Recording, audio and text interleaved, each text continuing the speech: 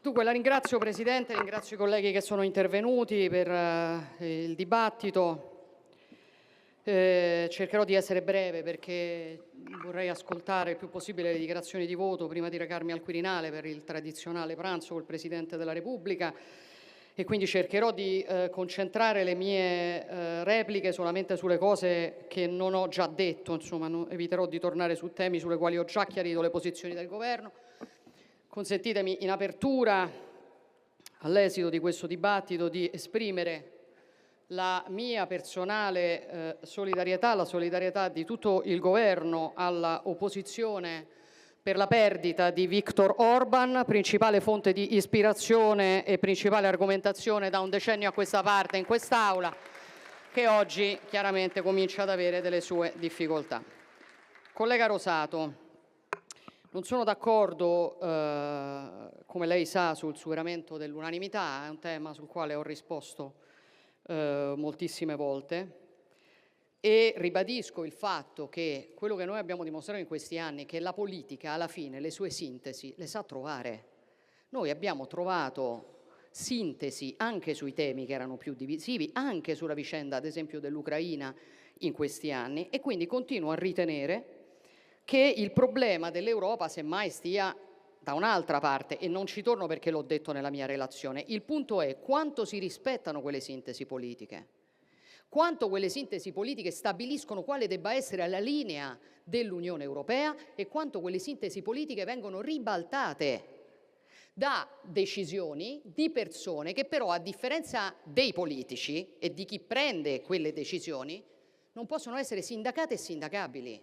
Questo è il tema che io vedo all'interno dell'Unione Europea. Dopodiché non sono d'accordo sul superamento dell'unanimità perché non credo che l'Unione Europea dovrebbe essere, diciamo, un club nel quale chi è più forte impone la propria volontà agli altri. Penso che però il fatto che oggi si discuta di recuperare diciamo così, la cooperazione rafforzata tra paesi che scelgono su alcune cose liberamente di andare avanti, quella sia una strada che invece va assolutamente esplorata. Dopodiché lei diceva che sul tema del sostegno alla difesa ucraina la mia relazione non era chiara, temo che anche qui sia sfuggito qualcosa, ho ascoltato diverse cose che devono essere sfuggite della mia relazione perché c'è una frase che dice: la nostra solidarietà nei confronti dell'Ucraina resta piena e concreta, sosteniamo attivamente la sua difesa e la ricostruzione, adesso non le ricordo tutti e non le ripeto per ragioni di brevità. Quindi come sempre io sono stata molto chiara anche su questo. Su Israele anche ho detto che noi sosteniamo diverse iniziative, a partire dalle sanzioni verso i coloni, a partire dalle sanzioni verso i ministri, che valuteremo quando arriveranno le proposte, quello che riguarda diciamo, misure nei confronti dei prodotti che arrivano da quelle zone. E le ribadisco quello che ho detto nella relazione, ritengo che andare oltre e isolare Israele non sarebbe funzionale, ma non sarebbe funzionale a Israele, non sarebbe funzionale a noi e ai nostri obiettivi, a una presenza europea necessaria per difendere quello che noi vogliamo difendere, compreso il mantenimento dell'opzione dei due Stati, della soluzione dei due Stati. Sulle spese di difesa, collega Rosato, invece trovo molto interessante il ragionamento che lei faceva, è un ragionamento che mi sono permessa di fare anche io diverse volte, in diverse occasioni, a partire dal vertice della NATO. Cioè noi continuiamo a parlare di quanto si spende, no? Percentuali, ma un dibattito serio su spendere per cosa, al di là di una linea che l'Italia ha contribuito a far passare, cioè che oggi il tema della sicurezza non è solo difesa, non sono solo armi, il tema della sicurezza è molto più ampio, ci tornerò su questo punto, ma anche per quello che riguarda la difesa, noi dobbiamo fare i conti con il fatto che quello che vediamo accadere attorno a noi ci racconta un mondo che sta completamente cambiando. Lo si vede molto bene in Ucraina, dove il fronte non avanza perché c'è diciamo un fronte di guerra che è completamente circondato di droni. E noi viviamo in un tempo nel quale un carro armato che costa milioni di euro può essere distrutto da un drone che costa 20.000 euro. E forse anche su questo su quanto il concetto di difesa debba essere più ampio, e ripeto, magari ci torno per spiegarlo anche meglio, anche per spiegare le spese che sta sostenendo l'Italia, penso che questo sia un dibattito molto, molto importante che stento a vedere negli organismi nei quali ovviamente queste scelte si fanno, perché sì, lo possiamo fare noi a livello nazionale, ma lei sa che la nostra difesa è una difesa integrata, no? Soprattutto all'interno dell'Alleanza Atlantica, e quindi io penso che quello sia un dibattito che dovrebbe essere portato avanti a livello di patto, a livello di vertice NATO, e è una questione sulla quale tornerò anche in questo vertice NATO. Collega Fassino diceva: sono tempi che non accettano ambiguità. Sono d'accordo, collega Fassino, questa è una maggioranza e un governo che ambiguità non ne ha. Temo che su queste materie sarà un pochino più difficile evitare ambiguità quando al governo doveste arrivarci voi, che oggi presentate 6 risoluzioni a fronte di una risoluzione della maggioranza. E mi pare che per esempio anche sul sostegno militare all'Ucraina la posizione che lei ha espresso nel suo intervento sia diametralmente opposta a quella che ho sentito esprimere dai colleghi del Movimento 5 Stelle, a quella che c'è scritta nelle risoluzioni presentata dai colleghi del Movimento 5 Stelle. Dopodiché noi ambiguità non ne abbiamo, neanche sul tema dell'ingresso dell'Ucraina nell'UE, anche su questo ho detto come la penso nella mia relazione. Però voglio dirle che a differenza sua io penso che le proposte avanzate dal cancelliere Merz siano delle proposte che vadano esplorate. Penso che sarebbe un errore, per esempio, consentire che il percorso di adesione dell'Ucraina fosse più veloce di quello dei Balcani occidentali. Penso che noi faremmo un errore a utilizzare 2 pesi e 2 misure. Penso che faremmo un errore a dare il messaggio che ci sono delle nazioni che sono più importanti di altre, e penso che dall'altra parte noi dobbiamo rispettare tutti i paesi che vogliono aderire, dall'altra abbiamo un tema di urgenza che è sicuramente legato alla questione ucraina. Penso che il cancelliere cerchi una sintesi tra queste 2 esigenze, e penso che di fronte a questi dibattiti l'approccio debba essere pragmatico, come al solito, e non ideologici.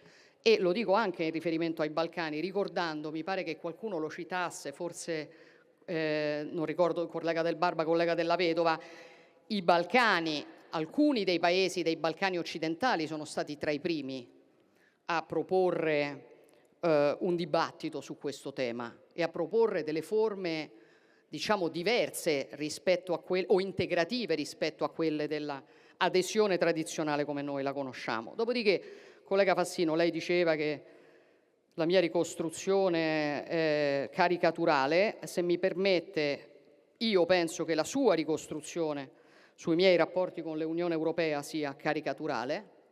E torno sul tema della migrazione, perché lei mi accusa di aver smantellato le politiche europee e dall'altra parte mi accusa di aver determinato la politica europea sulla migrazione. Mi convince la seconda tesi. Noi non abbiamo smantellato le politiche dell'Unione Europea, noi abbiamo determinato le politiche dell'Unione Europea, che è quello che l'Italia può fare per la sua forza e il suo peso, e quello che forse si è sottovalutato nei governi precedenti che l'Europa potesse fare. Quindi il mio lavoro non è stato distruggere l'Europa, il nostro lavoro è stato quello di correggere le politiche europee che non condividevamo, e capisco la difficoltà. Vi aspettavate un isolamento in Europa e vi siete ritrovati centralità, e avete dovuto fare i conti con il fatto che non si incide quando si dice di sì a tutto, si incide quando si ha il coraggio di dire di no e di offrire le proprie soluzioni, essendo consapevoli del ruolo che si ha. Collega Del Barba mi ha dato della bugiarda.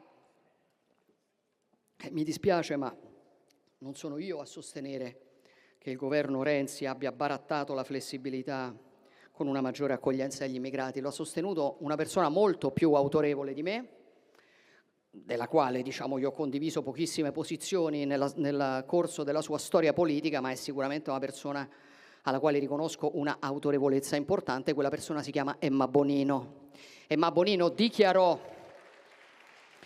dichiarò che si decise che il coordinatore delle operazioni di rescue, diciamo, fosse Roma e che gli sbarchi avvenissero tutti in Italia, violando di fatto Dublino.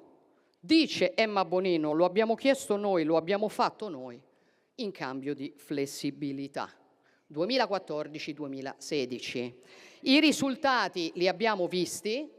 In quegli anni, 2014 e 2016, noi abbiamo avuto tutti i record di sbarchi di immigrati illegali sul territorio italiano, perché c'era qualcuno che riteneva che per ottenere dei diritti di partecipazione nell'Unione Europea si dovesse in qualche maniera accettare quello che tutti gli altri paesi europei non accettavano. Beh, quella storia è finita, collega Del Barba. Oggi c'è un governo che non accetta di essere trattato come paese di serie B all'interno dell'Unione Europea e che forse proprio per questo riesce a portare a casa i suoi risultati quando propone qualcosa di sensato all'Unione Europea. Collega. Silenzio, per cortesia, silenzio. Collega. Facciamo proseguire. Prego, Presidente, prego. Silenzio, grazie. Collega Pozzolo. Dunque, mi dispiace francamente che abbia cambiato idea sul tema dell'interesse nazionale, perché quello che stiamo facendo noi a tutela dell'interesse nazionale è quello che c'è scritto nel nostro programma per realizzare il quale lei e altri siete stati eletti all'interno delle file del centrodestra in questo Parlamento.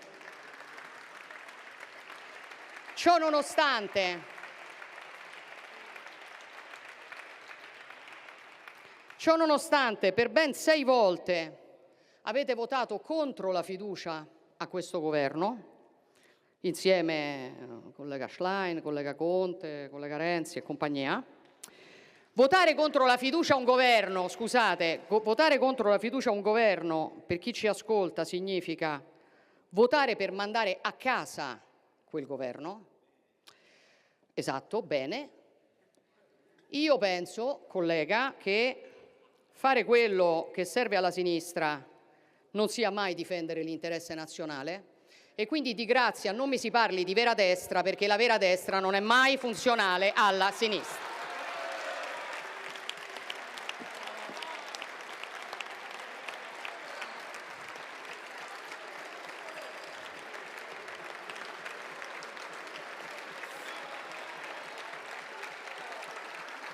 Collega Fratoianni. Grazie colleghi, andiamo avanti. Velocemente, collega Fratoianni, l'unica patrimoniale noi l'abbiamo messa, diciamo, che proprio sui patrimoni altissimi, e cioè tassando quelle banche alle quali si fa riferimento e anche ultimamente le società energetiche. Aveste avuto voi lo stesso coraggio negli anni passati, le cose sarebbero andate un po' meglio. Dopodiché capisco che non sempre si può avere quel coraggio, soprattutto quando si accettano i contributi di uno speculatore finanziario del carico di George Soros. Collega Provenzano dice perché non propone un inviato. L'ho proposto un inviato diverse volte, in diverse occasioni, in diverse riunioni, lo propongo da svariati mesi e si è preferito di no. Perché non si è ancora riusciti a nominare un inviato? Perché ci sono alcuni paesi che non vogliono rinunciare a guidare loro il percorso. Legittimo, ma non si venga a spiegare a me che cosa sia l'unità europea e che cosa sia invece il tentativo di anteporre il proprio interesse, la propria volontà di primeggiare rispetto all'unità europea. Ciò nonostante, volentieri tornerò su questa proposta anche formalmente e spero che una volta tanto potremo essere d'accordo. Dopodiché sulla partecipazione del vertice in Montenegro le ricostruzioni sono francamente abbastanza surreali, cioè che io non sarei andata perché ero piccata. Guardate, mi pareva che almeno una cosa fosse chiara arrivati a questo punto. Quando ho qualcosa da dire, io la dico. Non è che faccio queste cose nanni morettiane, no? Mi si nota di più se vengo e sto in disparte o se non vengo per niente. Io non sono abituata a lavorare così. Quando ho qualcosa da dire io prendo e la dico. Non so se voi eravate abituati, se altri erano abituati a questi atteggiamenti infantili, ma io penso che una grande nazione come l'Italia non debba avere atteggiamenti infantili e non avrebbe avuto alcun senso che io facessi pagare chi che sia, qualsiasi cosa ai Balcani, cioè a paesi che sono nostri amici, a paesi sui quali la tradizione politica, della politica estera italiana ha dedicato moltissimo tempo, moltissime energie. E scusatemi, ma qual è il messaggio che date quando sostenete queste tesi nel tentativo di attaccare il governo italiano? Che cos'è che stiamo dicendo? Che l'Italia ha cambiato idea, che l'Italia ha perso tempo, che l'Italia non è più interessata a un quadrante e a una regione che per noi è fondamentale per interesse. Cerchiamo di avere il senso della misura, perché io lo capisco il dibattito, figuriamoci, sono stata all'opposizione una vita, però c'è un limite oltre il quale si deve capire che non si sta colpendo il governo, si sta colpendo l'interesse nazionale e lì fermiamoci, signori, fermiamoci. Dopodiché sulle rinnovabili, collega Provenzano, la ringrazio perché anche qui mi consente, diciamo, di fare un po' di chiarezza, no, rispetto a questa continua accusa che noi siamo contrari alle rinnovabili. Non siamo contrari alle rinnovabili, mi pare che lo abbiamo dimostrato. Siamo certamente contrari a usare le rinnovabili, la natura in generale, per nascondere interessi di potenti lobby.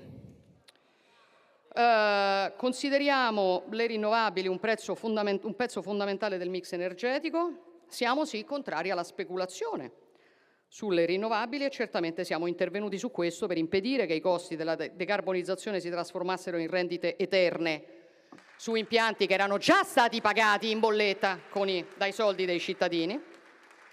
Abbiamo bloccato, per esempio, impianti di eolico offshore che da soli ci sarebbero costati 200 euro a megawatt ora, quindi sì alle rinnovabili. No a far pagare ai cittadini il prezzo di incentivi troppo generosi per interessi di qualcuno. E spero che non sia questa la ragione delle vostre contestazioni, perché per il resto si sta dicendo una falsità quando si sostiene che noi avremmo bloccato tutto o che su questo non avremmo fatto i passi avanti. Allora, dati, numeri, che come sempre non sono opinioni. Da ottobre 2022 ad aprile 2026 la potenza installata di energia rinnovabile è aumentata di circa 24 gigawatt. Il parco impianti è passato da 62 gigawatt di fine 22 agli 86 gigawatt di aprile 26. Significa più 38,7%, cioè parliamo del triplo della potenza installata dai vari governi che si sono succeduti nella scorsa legislatura, circa 8 gigawatt arrotondati per eccesso. Vogliamo fare un altro paragone? Volentieri anche qui. Governo PD Movimento 5 Stelle, cioè quello sostenuto dalle forze politiche che più si vantano di essere a favore delle rinnovabili, ha aumentato la potenza installata di 1,5 gigawatt. Direi che non siamo noi che non abbiamo fatto nulla per le rinnovabili, ma sono altri che non hanno fatto nulla per le rinnovabili. Noi in meno di 4 anni abbiamo aumentato la potenza installata e è ancora così, perdonatemi signori, perché poi se si va a guardare, una cosa sono le posizioni che si sostengono in questo Parlamento, una cosa è quello che poi accade quando gli impianti vanno fatti e c'è qualcuno che sul territorio ti deve dare l'autorizzazione, perché mi corre l'obbligo di dire che tra i presidenti di regione che più si oppongono alle installazioni delle rinnovabili ci sono la regione Sardegna, la regione Toscana. Quindi un po' di coerenza, colleghi, un po' di coerenza. Dopodiché anche qui sulla vicenda Albania si continua a dire avete buttato 1 miliardo e io veramente, anche qui insomma non capisco perché non si possa fare polemica politica dicendo però la verità invece di mentire. La copertura prevista per la vicenda dell'Albania è di 134 milioni l'anno e ovviamente a causa dell'utilizzo parziale dei centri, sul quale non torno perché altrimenti mi si dice che attacco la magistratura, i costi nel 2025 sono stati di circa 50 milioni di euro. Dopodiché, ma siete veramente sicuri che voi volete andare sul terreno dei soldi spesi per la gestione dell'immigrazione?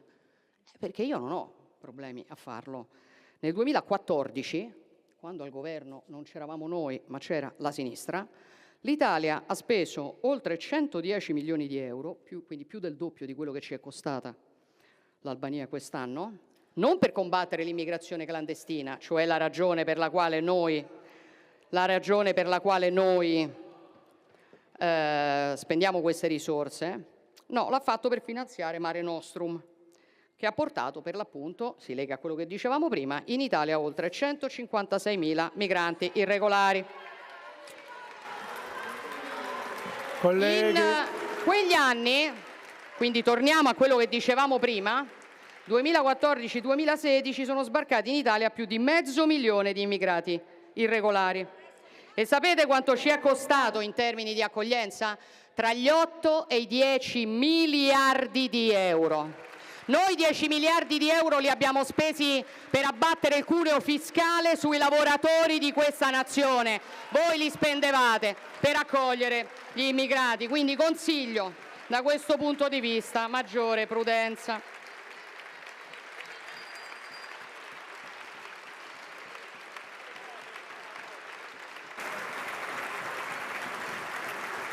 colleghi, grazie. Andiamo avanti. Collega Ricciardi, sulla partecipazione ai vertici ho già detto, io ho partecipato a tutti i vertici possibili e immaginabili, credo che l'Italia debba partecipare a tutti i vertici possibili e immaginabili, perché sono una persona che crede nel confronto, che crede nel dialogo e che non ha paura mai di confrontarsi, esprimere le proprie posizioni, di esprimere la posizione dell'Italia. È stato così anche per quello che riguarda il Board of Peace, nel quale però le devo ricordare che non è che abbiamo fatto proprio una cosa bilaterale alla quale non ha partecipato nessun altro, la maggioranza dei paesi europei ha partecipato come osservatore alla stessa iniziativa, banalmente perché riteniamo che la questione della pace a Gaza e della costruzione della prospettiva dei due Stati sia importante, che sia importante sempre, che sia importante soprattutto quando sopra non ci si fa propaganda, ma si deve passare a risolvere i fatti. E quindi in questo caso non sono riuscita ad arrivare al vertice in Montenegro, me ne scuso ancora una volta. Ero a assistere al giuramento dei carabinieri alla festa dei carabinieri, è una cosa della quale vado fiera, è una cosa che rifarei, non cambia nulla del nostro impegno. E guardate, se posso dire, io proprio perché ho partecipato a tutti i vertici possibili e immaginabili, devo dire che nessuno dei miei colleghi ha sempre partecipato a tutti i vertici, che oltretutto sono moltissimi, come voi sapete meglio di me. Escludo che nelle altre nazioni accada quello che accade in Italia se il Presidente del Consiglio dei Ministri una volta non riesce ad arrivare a quel vertice. Escludo che ci sia un analogo dibattito nei loro paesi. Sull'Ucraina, collega Ricciardi, la nostra posizione è sempre la stessa. In compenso, io le devo ricordare che da 4 anni più o meno il Movimento 5 Stelle sostiene che fosse inutile sostenere l'Ucraina perché la Russia avrebbe vinto velocemente. Chiedo io a lei se per caso avete cambiato idea, perché invece io non ho cambiato idea su come si faceva a impedire che la Russia vincesse velocemente. Dopodiché, sempre collega Ricciardi, prendo atto anche del fatto che oltre alla patrimoniale volete anche alzare la tassa di successione. Bene. Non avete, diciamo, le idee, una proposta unitaria praticamente su niente, non c'è ad oggi un programma del cosiddetto campo largo. Su una cosa mi pare che siate d'accordo, e che è aumentare le tasse. Gli italiani ci diranno come la pensano. Collega Silvestri, sulle spese NATO, mi pare che si parli troppo spesso di cose che però non si conoscono nel dettaglio. Gli impegni assunti al vertice dell'Aia da tutti gli Stati membri dell'Alleanza non riguardano solo la difesa in senso classico, e quindi torno anche al tema che poneva il collega Rosato, ma abbracciano un concetto molto più ampio di sicurezza nazionale, di resilienza strategica, ed è in questo ambito che rientrano le spese che l'Italia ha deciso di fare, a cui facevo riferimento nel mio intervento. Che cosa rientra in queste spese? Rientrano gli investimenti che servono a proteggere, diciamo, la nostra nazione a 360 gradi, gli investimenti per le scorte, ad esempio, strategiche di antidoti per affrontare emergenze chimiche, gli investimenti per garantire la continuità operativa del Servizio Sanitario Nazionale, le attività di prevenzione dei rischi naturali, il rafforzamento della resilienza territoriale e la risposta alle emergenze. Ci sono gli investimenti per la cybersicurezza che proteggono i dati dei cittadini, le infrastrutture pubbliche, i sistemi informatici della giustizia, delle università, della ricerca, perfino dell'INPS e dell'INAIL, cioè servizi dai quali dipendono milioni di cittadini. Rientrano in questo ambito gli investimenti per la sicurezza energetica, i rigassificatori, gli stoccaggi strategici, le reti di distribuzione, la diversificazione degli approvvigionamenti, perché chiaramente se qualcuno decide di chiudere il rubinetto del gas o di mettere a rischio le forniture energetiche, allora il problema non è solo l'aumento della bolletta, ma è la sicurezza stessa della nazione. E poi ovviamente rientrano le risorse per gli uomini e le donne delle forze di polizia, dell'Arma dei Carabinieri, della Guardia di Finanza, che ogni giorno sono impegnati nel controllo del territorio, nel rafforzamento delle nostre frontiere, nel contrasto alla minaccia terroristica, nel contrasto all'immigrazione clandestina. Allora, vedete, il punto è semplice. Voi state tentando di dire agli italiani che il governo sta spendendo i pochi soldi che ha in armi e cannoni invece di investirli in ospedali, scuole, servizi essenziali. Quello che accade invece è l'esatto contrario. Non solo noi non stiamo togliendo un euro a ospedali, scuole, servizi, ma stiamo spendendo quelle risorse per proteggere ospedali, scuole, servizi essenziali, per mettere in sicurezza le infrastrutture, per garantire l'approvvigionamento energetico, per difendere i dati dei cittadini, per rafforzare la capacità di risposta all'emergenza, per proteggere i nostri confini. I miliardi in armi li spendevate voi in cambio di tweet di endorsement di Trump quando facevate i vostri giochi di palazzo. Dopodiché, collega Silvestri, voglio rivolgermi sempre per il tramite suo, Presidente, alla collega Boldrini, che prima giustamente, mentre parlava il collega Vigna, si è indignata perché il collega Vigna si rivolgeva alla sottoscritta dicendo signor Presidente. So che la collega Boldrini su queste materie è chiaramente molto mobilitata da sempre, rispetto il suo punto di vista che non condivido. Però mi chiedo, collega Boldrini, sempre per il tramite della Presidenza, se sia davvero questo il punto del rispetto delle donne, o se il punto del rispetto delle donne sia piuttosto quello di ascoltare un collega che non mi invita a indossare delle ginocchiere, mi dice che ho indossato delle ginocchiere. Collega Silvestri, quello che voi non riuscite ad accettare è che c'è una persona che senza mai indossare delle ginocchiere è arrivata dove è arrivata, senza aiuti, senza favoritismi e senza scorciatoie. È questo che vi dà fastidio. Vi dà fastidio che la prima donna Presidente del Consiglio in Italia sia arrivata dalla destra perché voi non siete stati capaci a proporla.